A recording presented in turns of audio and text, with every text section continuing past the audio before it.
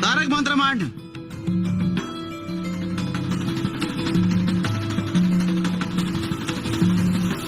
निशंक हो निर्भय हो मनारे, प्रचंड स्वामी बळ पाठीशी रे.